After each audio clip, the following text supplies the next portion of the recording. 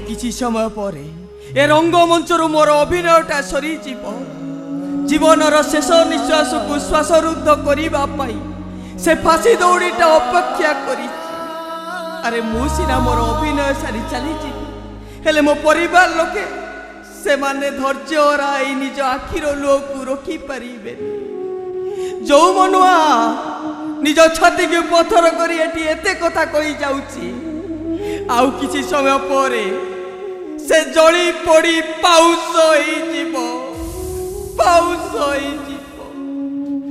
हेले मो मानी करता मनुआ भाई रो मला खबर शुणी कांदीबी। जो मनुआ भाई दिने ता मनर मनीष थिला से मनुआ भाई रो मृत्यु खबर शुणी से कौन दुख प्रकाश करिबनी। हेले मु एक कथा कौन पे भाबुची मु परा ता ओठरे हस देखिबा को बड़ करिची ताकिरे लुह देखिबिनी बोली परा राण खाइची। मनुआ जसे आपण हाँ मनुआ कौन पाई के जानी तम से टिके कथा हबा पाई भारी इच्छा हला सेइथि पाई तुमको देखा करबा को चली आसिली। मोर केड़े बड़ सौभाग्य आपण को भली जने एड़े बड़ चर्च से पुणी मो भली जने खुनिया स्वामी सहित देखा हबा को आछिसंती कहउनांती जज साहेब कहंतु। मनुआ फांसी पाइबा को जाउथिबा सब आसामी को गोटे कथा पचरा जाई थाए तांकर शेष इच्छा कौन हेले मनुआ तुमको जते बेले तुम शेष इच्छा विषय पचरा गला तमे किंतु नीरव रहिल पर पुणी तुमर किछि इच्छा नाही बोली उत्तर देल कहीं कि मनुआ ए दुनिया छाड़ी की जीवाटा जते बेले तुमर स्थिर होई सारिछि ता पर भी तुमर कोन इच्छा बोली किछि नथिला।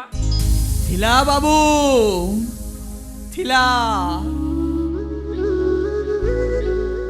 ए मनुआ मन भितर गोटे छोटिया इच्छाटे थिला जीवनर शेष समय रे से ता गाँव को जाई थांता आउ गाँ माटी रे पाद रखी से माटी को देह रे बोली होई तार किछि पुराना कथा को मने पकेई थांता। जदि तुम गाँ को जीवा पाई एते इच्छा थिला सेते बेले तुम एक कथा कहलोनी काई कही थांती बाबू निश्चय कही थांती हेले मो विवेक मते पछरु टाणी धरिला भाबिली आउ अल्प समय भितर मरिबा को जाउथिबा मनीषटा कौन पाई का सहित भाव लगेइबो निज मनर इच्छा को पूर्ण करने को मु सिना मो गाँ को चली जाइथांती हेले सेठू फेरिला बेले ए छाती की जो कष्टटा होता जमा सही पारि नथांती जमा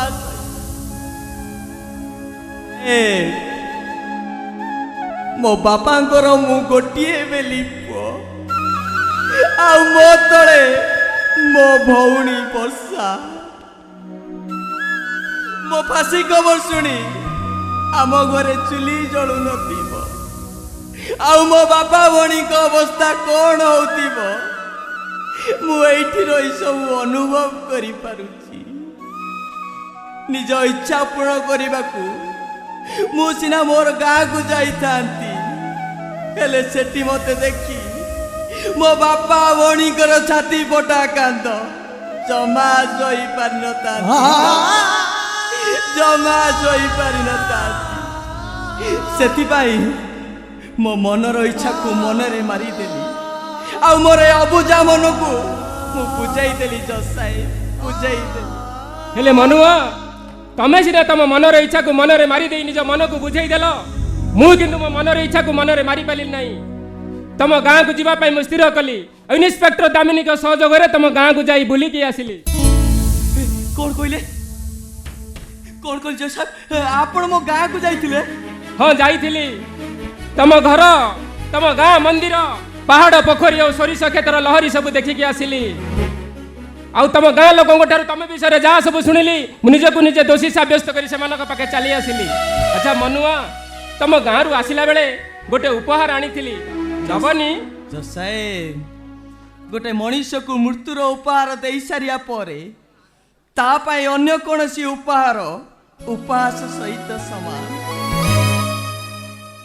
तमे सेमिति भावनी मनुआ तमे थरे खाली मो उपहार को खोली देख आउ या भितर कौन अच्छी तमे देखि सारिला परे तमे ताकू केबे उपहास मने करिवनी बरम तमरे शेष समय रे श्रेष्ठ उपहार भावी ग्रहण करिवो। अरे निया मनुआ निया या भीतर कौन अछि थरे खोली की देखो।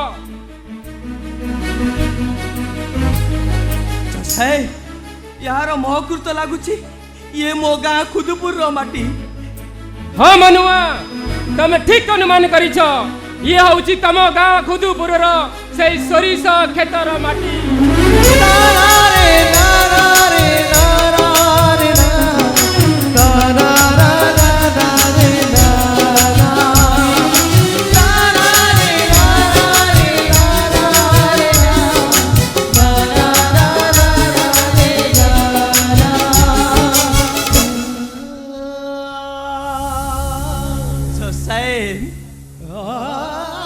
जीवन शेष समय रे केते बड़ मूल्यवान उपहार दे तमे मते ऋणी करिदेल।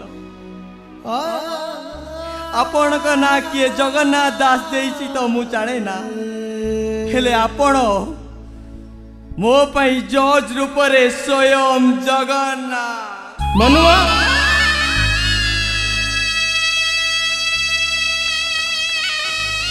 मनुआ जदि तमे मन भितरे मते स्वयं जगन्नाथंकर जागा देइछ ताले जगन्नाथंकर गोटे कथा रखिबो मोर गोटे इच्छा पूर्ण करिबो। कहूनांती बाबू कहतु मु आपण सब इच्छा पूर्ण करिबी।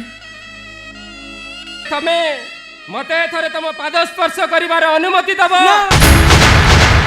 नहीं नहीं बाबू आपण ए कोन कहउचंती मना करिवनी मनुआ मन खोली कहिबाकू कहिछ मते हम मन कथा रखिबाकू कथा देइछ तमे। अरे तमे मना करि देले मो मनटा मौली जीवो। अरे आस मनुआ आस आज जने विचारपति गोटे अपराधीर पाद स्पर्श करी एमिति एक कहानी सृष्टि करिवो जो कहानी को जिए सुनिबो सिए कहिबो एमिति कहानी भूली हबनी। कहानीटा केमिति का अरुआ लागुछि दया नदी सुआजी ओलट बहुची